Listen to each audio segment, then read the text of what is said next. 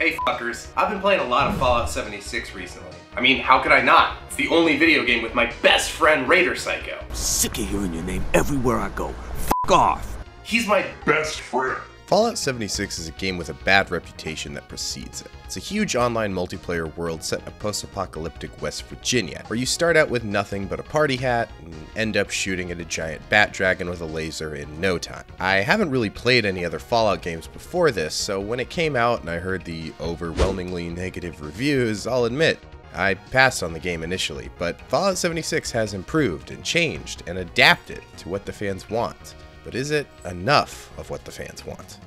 Fallout 76 is a great MMO. I mean, there's so many fun systems in the game. The perk system is awesome, with a never-ending amount of combinations from everything from just killing stuff way easier to being good with salt. And we know you little fuckers love salt!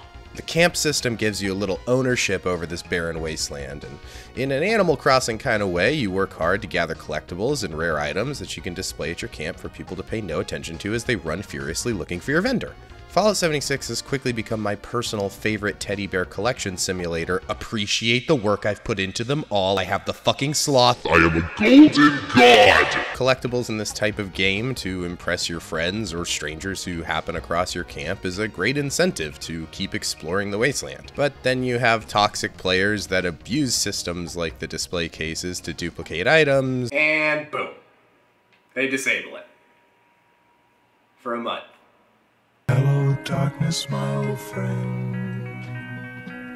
I've come to talk with. Now, obviously, they're back, but display cases and player vending is really a central part of this game feeling like a connected, shared experience.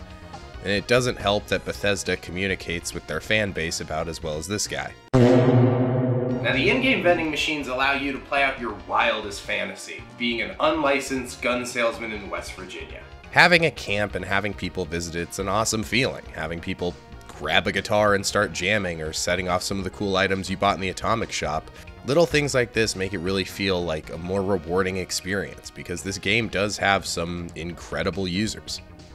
I'm the hentai bandit. Hey kids, keep your fucking hentai close. There's the hentai bandits in the streets. From the years 1996 to 2004. I operated in the DC area as the hentai bandit. But what might keep you from getting into Fallout 76 is that the game has a pretty steep learning curve. There's so many systems and subsystems and menus and selection screens and why is this menu and this menu and this menu and this menu all different?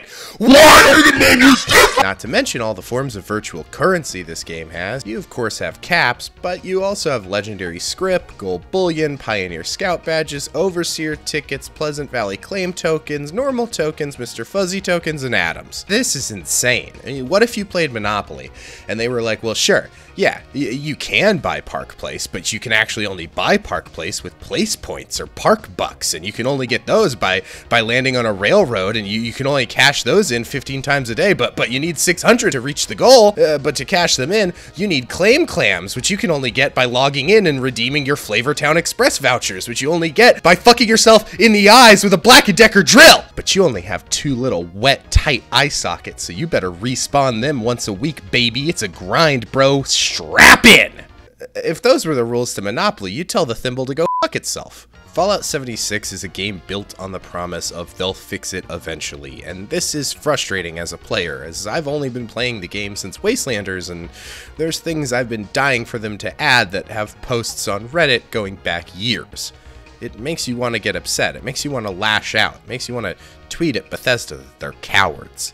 But getting upset at Bethesda is a slippery slope, as the backlash of some of Bethesda's decisions have led to a group of incels saying that they're going to wage war on Bethesda by, I don't know, throwing meat at people's camps or crashing events. I don't know. They posted this formal declaration of war against a video game company.